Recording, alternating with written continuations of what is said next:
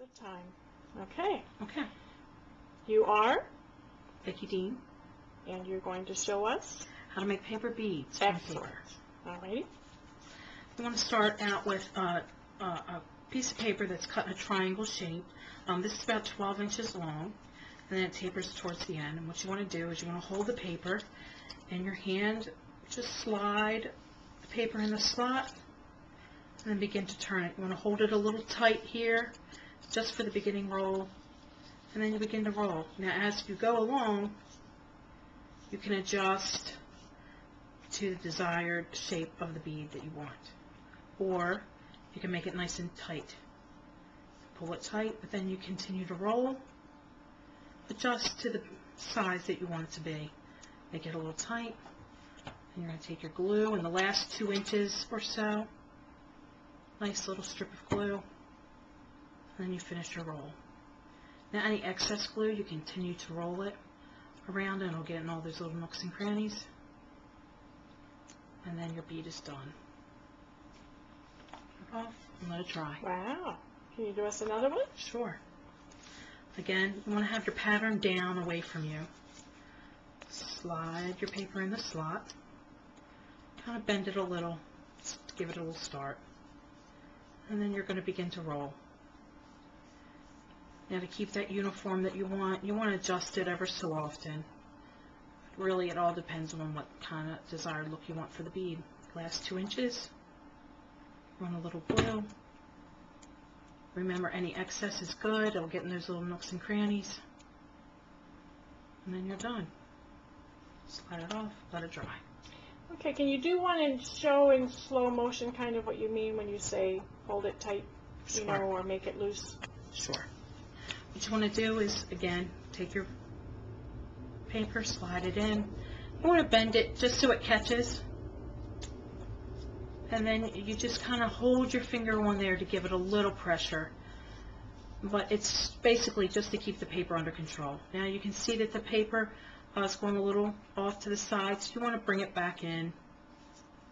Pull it a little tight. It's not going to come unraveled. And then you just watch it and make sure it goes. You can see this is getting a little off, so I'm going to readjust. And I'm back in there again. So every so often you want to make sure it's the desired, how you want the bead to look. A little bit of glue. Just any excess, again, is great for the bead. Pop it off. Okay. Can you talk while you're rolling another one? Sure. Can you explain why this tool is better than using a pencil or something like that?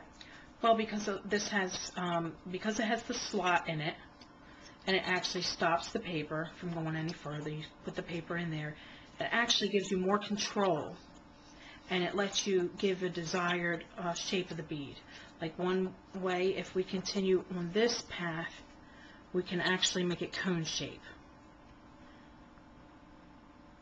So here we have a cone shaped bead. And you put a little glue. When you have the pencil, a lot of times, or a lot of people use pencils, toothpicks, things like that, you don't have the control over the bead that you would with this tool. Now you have your cone-shaped bead. Okay. And that would be good at the end of a necklace. So a pendant would go in there. All these would go along the top, and then you can do 2 cone shapes, and then you would have your nice necklace. Also, if we were going to use the pencil, let's pretend like this is the pencil itself. As you're trying to hold this in place, in order to get this to bend and to keep it in place, you're not able to get a good wrap. You can see how this comes apart. Right. And if you try to get that in place, it's really, you're struggling with the bead. You don't want the bead to struggle. And then after you get so far down, this isn't tight enough. And then you have gaps, and you're not going to get the strength out of the bead that you would want. So again, and here a nice clean finish. Nice clean finish for sure. So here when you straighten this back out, you slide this back into your little slot, start the little bend, and you begin to roll. You don't really have to pay attention. You don't have to fight with your bead. You let the bead become what it's going to be. And do you find that older people can use this tool as well as like young children? Absolutely, because with this, you're not struggling holding the paper still. Where this way, you're just more guiding the tool itself. Doesn't require so much coordination. No, absolutely not. And we have some disabled children that are working with this because they're able to maneuver it better than holding the paper taught to a pencil. Mm-hmm. Just doesn't work as well. So here we can just take this off and slide it. And be Excellent. dismayed.